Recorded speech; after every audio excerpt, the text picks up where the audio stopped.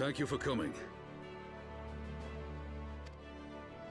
No thanks are necessary, General. I trust your recuperation continues apace.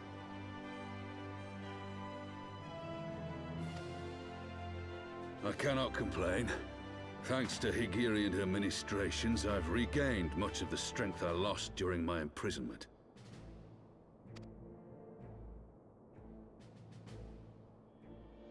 I gather you have made progress in the search for Her Grace.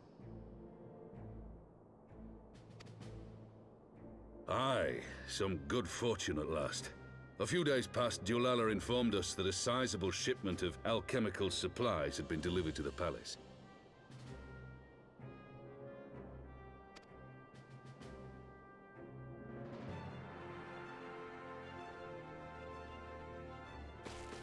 With Papa Shan's assistance, I set out to ascertain the source and nature of the shipment. My inquiries led me to Frondale's frontistery. There, I learned that an order had been placed for a curious substance designed to sustain patients trapped in death-like slumber. An invention of the former head alchemist, apparently. A death-like slumber? This cannot be a coincidence. It lends some weight to Dulala's claims, aye. Her Grace is likely somewhere within the palace, abed but alive.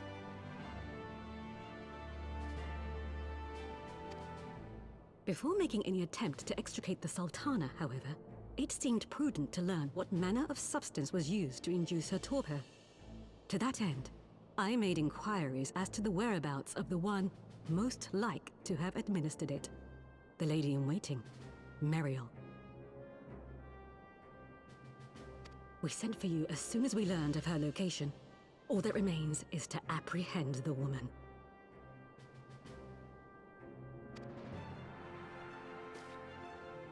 We shall find our cat's paw in the Silver Bazaar. But we must tread carefully. The market is not the bustling place it once was, and someone is sure to mark our coming. Should they inform the monetarists, we'll have a fight on our hands.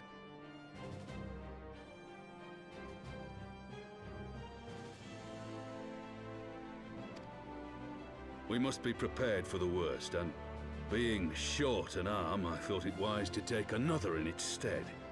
What say you, Warrior of Light? Will you lend me yours?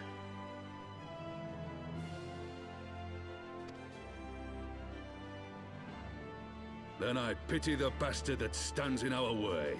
Come, my friend, for Nanamo, and for Ul'dah!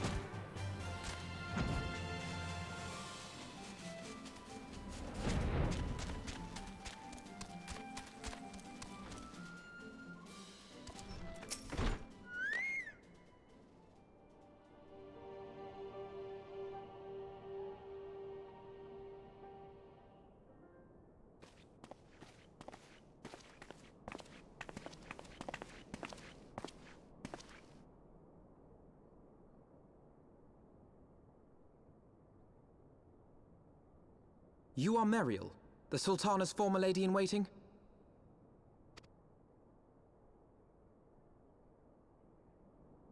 I know no one of that name. Pray excuse me.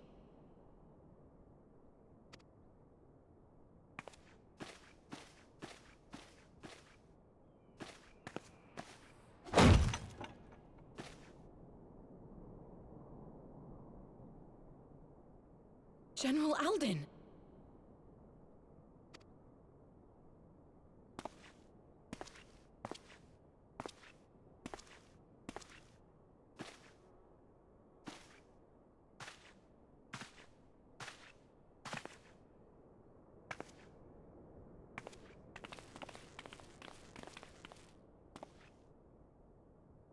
We will have the truth from you, girl.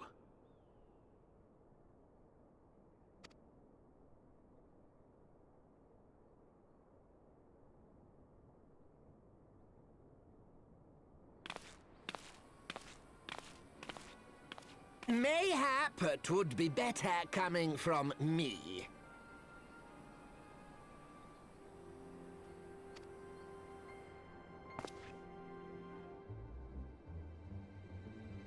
Lonorito, you'd best talk fast. As you know, Teleji Adeleji's Cartano reclamation bill was no more than a facade. A means to get his grubby little hands on that Allagan monstrosity Omega. When he learned of Nanamo's intention to abdicate, however, he was forced to amend his plans. Suddenly, assassination seemed the most promising way to further his ambitions. I am told Teleji had discovered a maid in whose veins ran the blood of House Thorn. A new, more pliable puppet to sit the throne. 'Twould have caused an uproar, of course, but few could have contested her claim.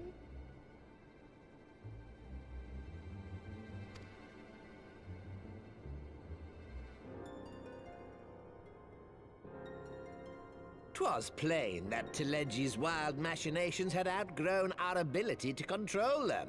So I decided to usurp his scheme and left the fool to seal his own demise.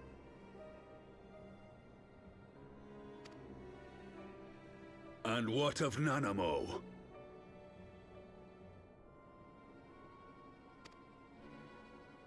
Oh, I have no desire to harm her grace.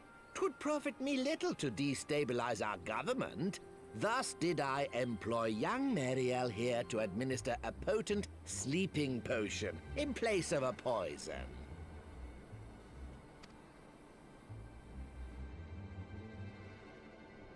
You should know, General, that your dear friend Ilberd was fully aware of my plan.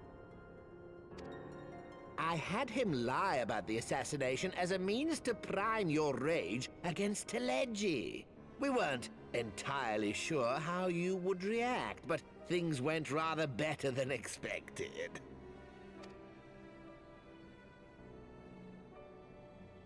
You conniving little worm! You had your claws in the Crystal Braves before their first recruit had sworn to serve!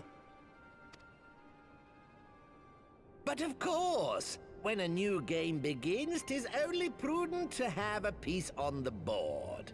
Ilberd was mine. Truth be told, a significant proportion of the Braves' initial endowment was also mine. With such large sums moving about, 'twas a rather trifling matter to disguise my own contribution.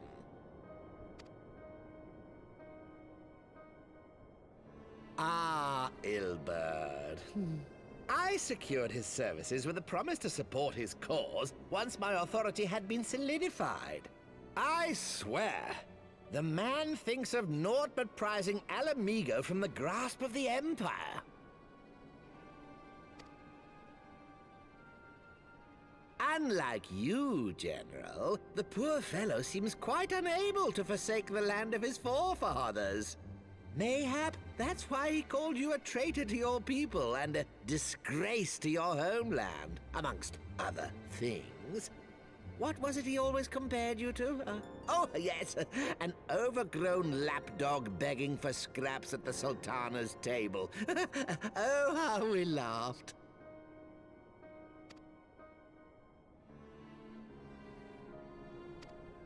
Alas, Ilbert's entertaining little outbursts eventually gave way to wearisome tirades, and the zealous brute became rather unruly. I had no wish to see you executed, you understand, but he would not take no for an answer.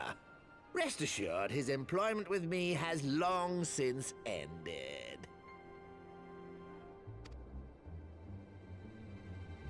Which brings us neatly to the present. What say you, General? Both you and the Sultana are alive. We have one corpse and one fugitive. And preparations have been made to restore your good name. Shall we cry quits and start again with a blank ledger? The hells we will! Do you honestly expect me to forgive and forget? After all you've done? You're guilty of high treason! Stay your blade, Master Alden. You yourself are not innocent. Or have you forgotten your own crime in executing Teleggi Adeleggi without trial?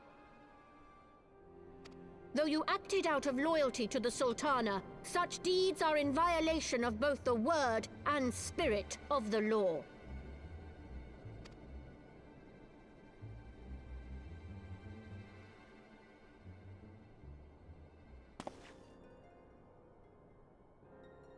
If you would, Lord Lolorito?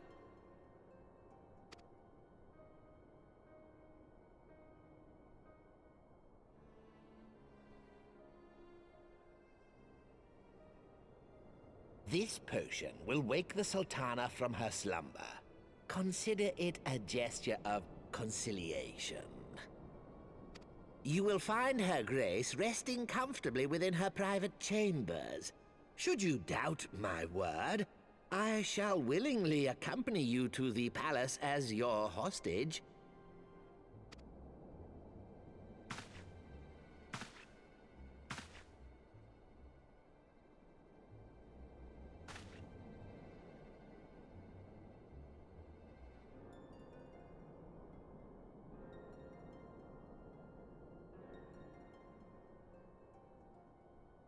I like not your motives, Lolorito. But you saved the Sultana's life, and for that, you have my gratitude.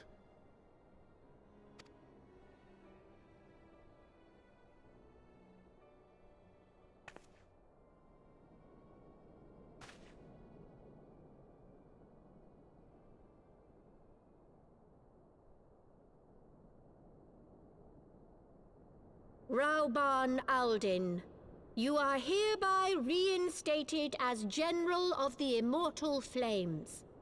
The citizens of Ul'dah shall once more be united under Nanamo Ul'Namo, and together we shall usher in a new age of prosperity.